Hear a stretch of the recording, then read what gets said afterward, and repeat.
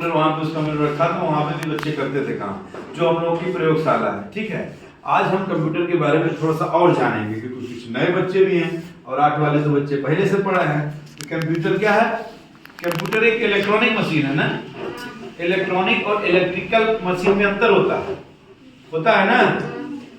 अच्छा, कंप्यूटर की स्पेलिंग सभी लोग जानते हो, COMPUTER। अच्छा, ऐसे देखो, कंप्यूटर तो ऐसे बोलेंगे कि कंप्यूटर एक इलेक्ट्रॉनिक युक्ति है, युक्ति माने उपाय है, जो उपयोगकर्ता से निर्देशों के रूप में इनपुट प्राप्त करता है और प्रोग्राम के बाद प्रोसेसिंग करने के बाद वो आउटपुट के रूप में उसको दे देता है। मतलब कि जैसे खाना बनाते, इनपुट क्या है, आउटपुट क्या है, प्रोसेस क्या है। तुम लोग वो आटा लिए, बोलो आटा लिए, पानी लिए, उसमें मिलाए, उसको रोटी बनने लायक लोई बनाए, उसको फिर ये हो गई तुम्हारा इनपुट किए ना, और उसके बाद उसमें प्रोसेस किए। क्या प्रोसेस किए? तावा पे उसको रखे, पलटे, प्रोसेस किए ना, फिर उसके बाद क्या मिल गया? आउटपुट में क्या मिला? रोटी मिल गई। ठीक है, इनपुट प्रोसेस आउटपुट, समझ में आया?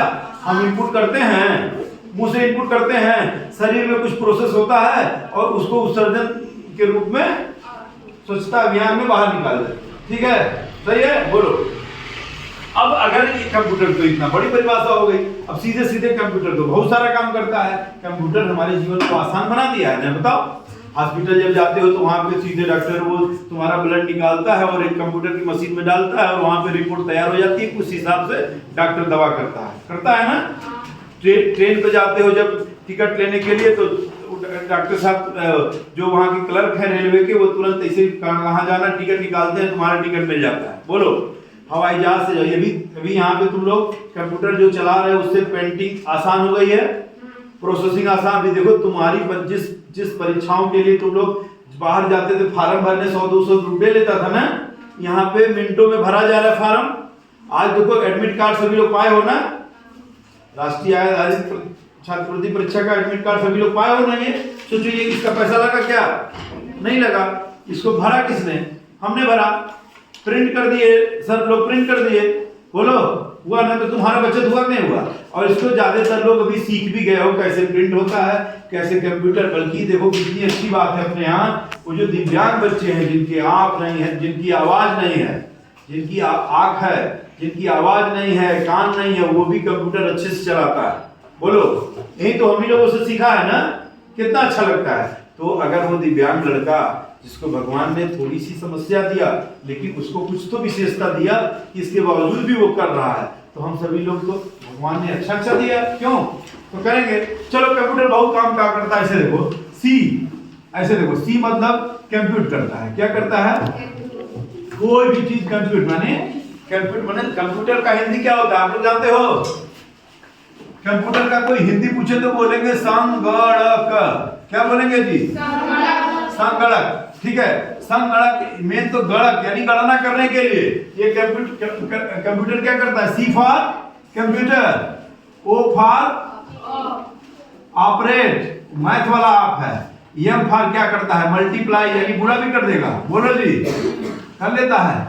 पी फॉर कंप्यूटर प्रिंटर क्या करता है? प्रिंट।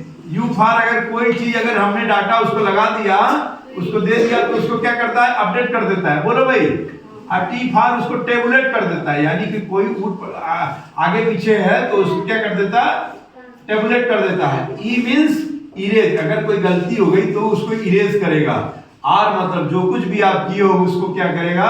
रिमेंबर। तभी ना एक दिन कुछ लिख के छोड़ देते हो, अगले दिन वो पड़ा रहता है। हाँ, ये अगर कोई कंप्यूटर पूछे तो आपको बताओ कि कंप्यूटर एक इलेक्ट्रॉनिक युक्ति है जिससे कोई भी उपयोगकर्ता प्राप्त निर्देशों को इनपुट के माध्यम से भेजता है। प्रोग्रामिंग के प्रोसेसिंग के बाद जो मिलता है आउटपुट, वो पूरी प्रक्रिया कहलाती है कंप्यूटर कहलाती है। अब ये अगर वो इतना हिंदी कठिन लग रहा है, ये याद है कंप्यूटर क्या क्या करता है? याद रहेगा? इसमें से कुछ तो बता लोगे? अगर कोई पूछता है कुछ तो बता लोगे ना? कंप्यूटर, ऑपरेट, मल्टीप्लाई, प्रिंट, ये एक वैधानिक परिभाषा नहीं है कंप्यूटर की, लेकिन कंप्यूटर के प्रक्रिया को समझने के लिए आसान है। हमने इसके पहले कक्षा कक्षा 6 के पहले कक्षा 8 वाले बच्चों में हमने बताया था मेमोरी किस तरीके से काम करता है। ये अभी आपको अगले क्लास में मिलेगा, जो जब 8 में आओगे तब। अभी क्या है, कंप्यूटर की यात्रा बड़ी लंबी थी। कंप्यूटर पहले बहुत बड़ा था। कंप्यूटर यानी मशीन से जोड़ने के लिए किया गया। जैसे मैंने बताया था ना जो गणित पढ़ाते समय कि जब उसको गिनती नहीं आती थी तो भेड़ वाला जिसके पास 50 भेड़ था 50 कंकड़ रखा था, 50 कंकड़ रखा था। एक भेड़ अंदर आई, एक कंकड़, दूसरी आई दूसरा कंकड़, तीसरी, ऐसे मान लो उसके पास 50 कंकड़ है यानी 50 भेड़ आ गई। यानी एक अगर एक कंकड़ बच गए यानी कि एक भेड़ हमारी गायब हो गई। यही करता था ना। अभी क्या करना है, इसी तरीके से कंप्यूटर जब जोड़ता था, कंप्यूटर को जब बनाया गया तो इतनी बड़े कमरे के साइज तक सोचो तो कितना लोहा, कितना लकड़ी, कितना मशीन, कितना इलेक्ट्रॉनिक सामान लगा होगा। इतने कमरे के बराबर कंप्यूटर था। ठीक वैसे जैसे देखो पहले मोबाइल बहुत बड़ी बड़ी थी ना, फिर छोटी आई, बहुत बड़ा। अब तो बहुत आसान हो गई, छोटी छोटी भी चिप भी चल रही है। साउंड पहले इतना बड़ा चलता था, माइक उतना बड़ा डीजे चलता था ना, अब पता चल इतना बड़ा है, इसे बस उसमें लगाओ, यहाँ लगाओ, बस इस कमरे भर कर पर्याप्त रहेगा। होता है ना। ऐसे ही जब कंप्यूटर का शुरुआत हुआ इलेक्ट्रॉनिक मशीन का, तो इतना बड़ा कमरा था, इतने बड़े कमरे में था कंप्यूटर, और उसको निर्वात बोलते थे। निर्वात यानी वहां पे कोई गैस न रहे। निर्वात मतलब इनर्ट मतलब वहां पे कोई गैस न रहे, इतने बड़े कमरे में करता। तो इस प्रकार से और धीरे धीरे सुधार हुआ। इसको हम बोलते हैं कंप्यूटर जनरेशन। क्या? Computer generation. कंप्यूटर जनरेशन को मुख्यतः 5 भागों में बांटा गया है। प्रथम पीढ़ी, द्वितीय पीढ़ी, तृतीय पीढ़ी, चतुर्थ पीढ़ी, पंचम पीढ़ी।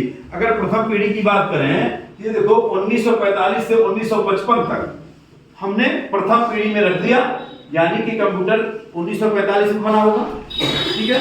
अब 1945 से 1955 ये 10 साल निर्वात नली, एक इनर ट्यूब थी जिसके माध्यम से जिसके माध्यम से हम ये बड़े से कमरे में रखा रहता था। ये टेक्नोलॉजी का उपयोग करते थे कंप्यूटर के रूप में। फिर बाद में ट्रांजिस्टर आया, इलेक्ट्रॉनिक सर्किट। ये ट्रांजिस्टर में देखे होंगे आप लोग, ऐसे बना रहता था ना, इसको करते हैं। तब ये हमारा क्या, द्वितीय पीढ़ी यानी 1955 से 1964 तक।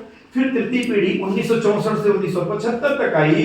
इसमें इंटीग्रेटेड सर्किट, इंटीग्रेटेड माने जुड़ी हुई, इंटीग्रेशन माने जोड़, इंटीग्रेटेड माने बहुत सारे सर्किट को जोड़ दिया गया। देखो जब कभी मोबाइल का या कोई टीवी का या कोई ऊपर बोर्ड निकालते हो, अंदर बहुत सारी छोटी छोटी सर्किट रहती है ना, तो वो कई सारी सर्किट को जोड़ी गई है, यानी कि जोड़ी हुई सर्किट, यानी इंटीग्रेटेड सर्किट। ठीक है। इंटीग्रेटेड सर्किट का यूज हुआ कब? तृतीय पीढ़ी में। चतुर्थ पीढ़ी में प्रोसेसर आ गया। और जब 5वीं पीढ़ी आई तो इसको आधुनिक इंटीग्रेटेड सर्किट बोलते हैं।